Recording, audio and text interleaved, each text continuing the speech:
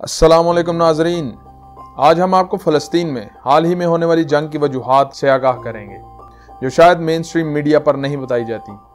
बहुत से गैर ममालिक इस जंग में इसराइल की हिमायत में खड़े हैं और इन तमाम हालात का जिम्मेदार वो फ़लस्तीनियों को ठहरा रहे हैं, जबकि हकीकत इसके बिल्कुल बरक्स है। इसराइल ऐसे काम हर वक्त करता रहता है जिससे फ़लस्तीनी मुसलमानों को इश्तियाल दिलाया जा सके ताकि उन पर जुल्म और बर्बरियत के पहाड़ तोड़ने का कोई जवाब बनाया जाए।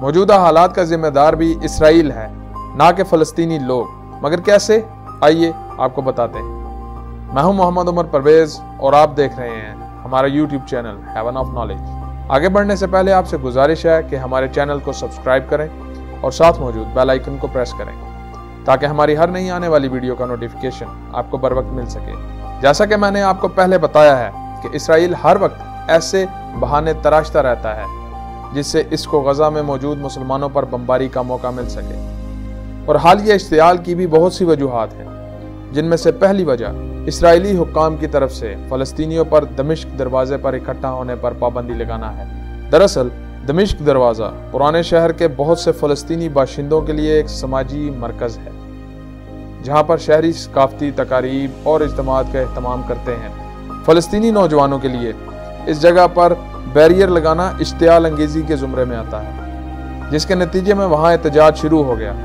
इसराइलियों को तो बहाना चाहिए था।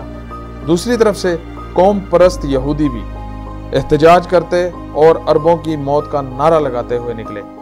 और इसकी दूसरी वजह इसराइली सुप्रीम कोर्ट के एक फैसले पर फ़लस्तीनियों का बढ़ता हुआ गुस्सा था, क्योंकि इस फैसले में शेख जर्राह में मौजूद चंद फ़लस्तीनी घरानों को मुल्क बदर करने का हुक्म दिया गया था, क्योंकि चंद इसराइली यहूदियों ने इन घरों पर अपनी मिल्कियत का दावा किया था, जिसके खिलाफ रोजाना इफ्तार के औकात में धरने दिए जाते थे। कौम परस्त यहूदियों ने इसे भी एक मौका जाना और उन पर अमन एहतजाज करने वालों पर हमला कर दिया, जिसके नतीजे में इसराइली पुलिस ने रबड़ की गोलियों और स्टन ग्रेनेड के जरिए फ़लस्तीनियों पर हमला किया, जिसकी वजह से बहुत से फ़लस्तीनी मुजाहिरीन जख्मी हुए और बहुत सौ को गिरफ्तार कर लिया गया। 7 मई को इसराइली पुलिस ने मस्जिद अक्सा में मौजूद नमाजियों पर हमला कर दिया, जिसके नतीजे में दर्जनों नमाजी जख्मी हुए। इसके साथ साथ इसराइली फोर्सेज ने मस्जिद को जाने वाले तमाम रास्ते बंद कर दिए। इस तमाम के चलते इसराइली पुलिस ने 8 मई को फ़लस्तीनी शहरियों की बसों को यरूशलेम में दाखिले से रोक दिया, जिसके नतीजे में हालात में मजीद कशीदगी आई।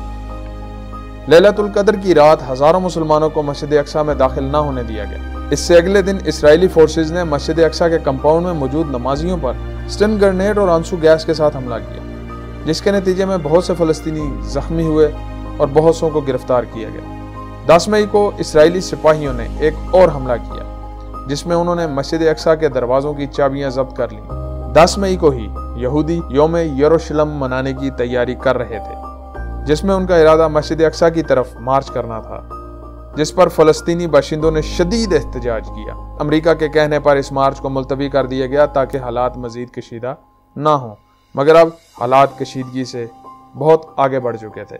इस सब के चलते फ़लस्तीन के अस्करी गिरोहों ने बारहा इसराइली हुकूमत को ऐसे इक़दामात उठाने से बाज रहने का कहा, मगर उन पर इनकी इंतबा का ज़र्रा बराबर असर नहीं हुआ और हमास ने मजबूरन इसराइल पर हमला कर दिया, क्योंकि जुल्म के बावजूद अमन की उम्मीद रखना बेवकूफ़ी है। उम्मीद करता हूँ मेरी इस वीडियो से आपको असल हालात और उनके मुहर्रिकात का बखूबी अंदाज़ा हो गया होगा।